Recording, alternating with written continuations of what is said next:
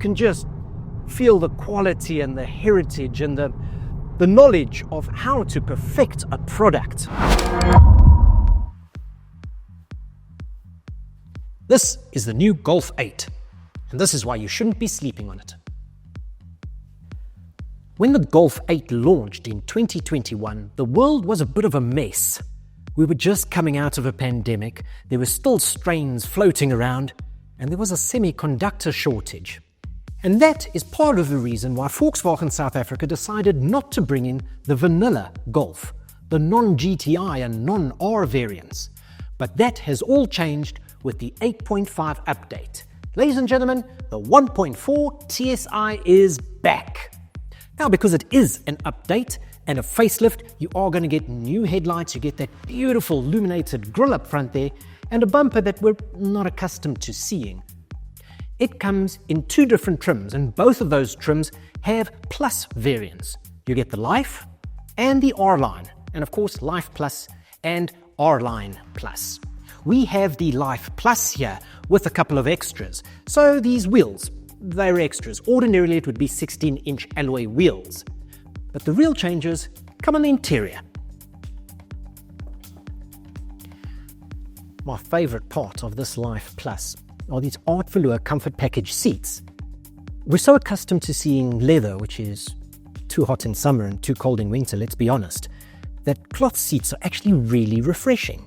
They're super comfortable and they're manual, so no electric adjustment, saves a little bit of weight, saves a little bit of cost, and you're not going to miss it. Set and forget.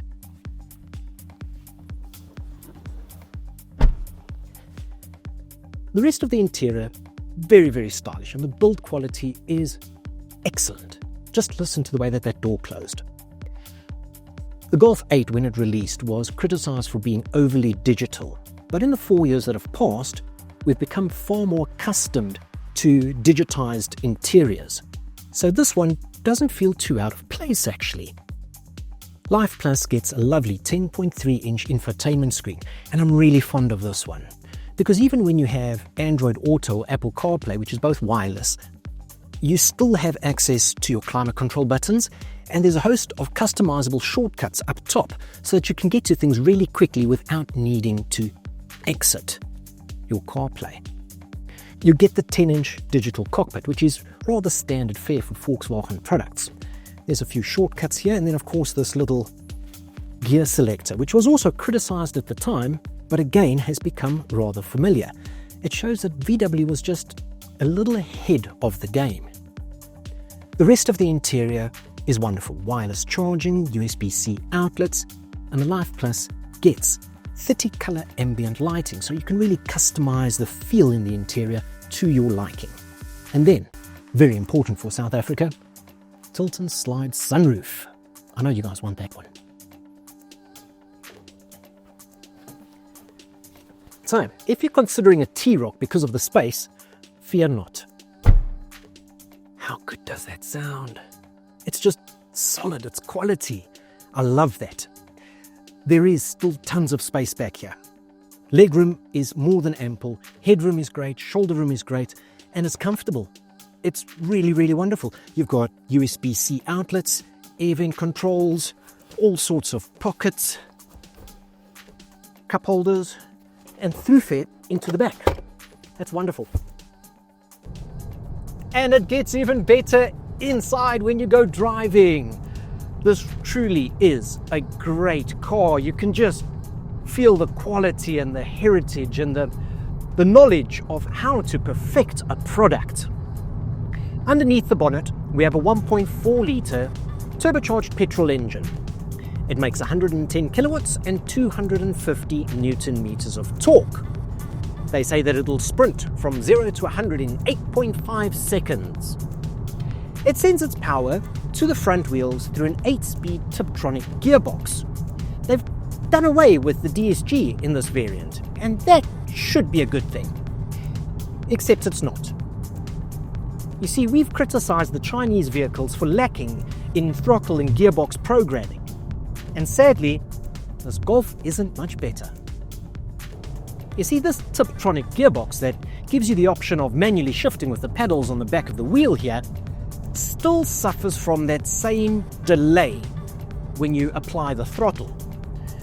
When you're taking a corner and you've come out of the accelerator and then you apply it again, there's this momentary hesitation where the gearbox doesn't quite know what to do.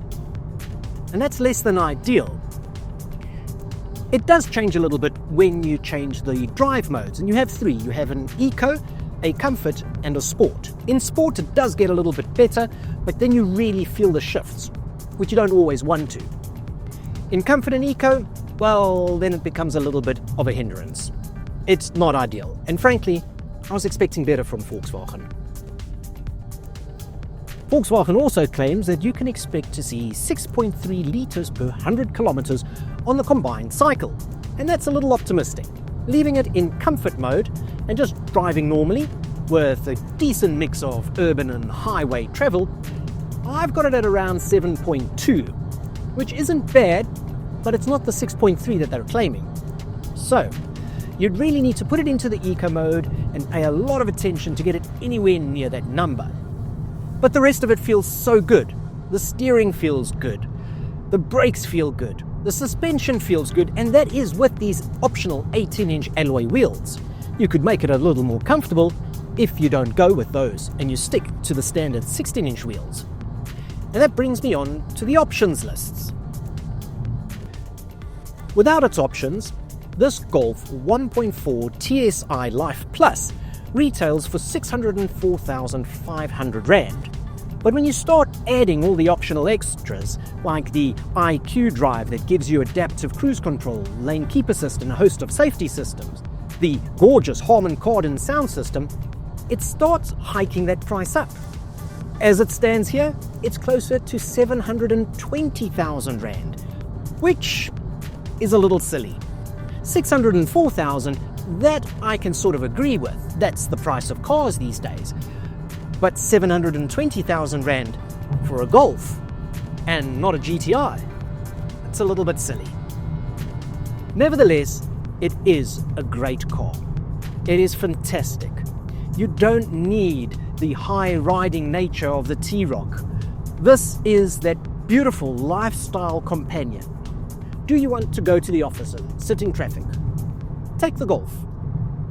Do you want to go across the country on holiday? Take the Golf. Do you want to just pop around the corner to the shops where you know parking is going to be a little bit difficult? Take the Golf. It's easy to park. I really do like this car. It's a great car, and I wish that more South Africans would spend their money on quality hatchbacks like this, rather than crossovers and SUVs. This makes me feel smart, but young at the same time. It's a lovely, lovely package. I want to thank you very much for watching this review, and I hope that you've enjoyed it. Please do let me know what you think in the comments below. And while you're at it, don't forget to subscribe to our channel. We'll see you next time. Bye-bye.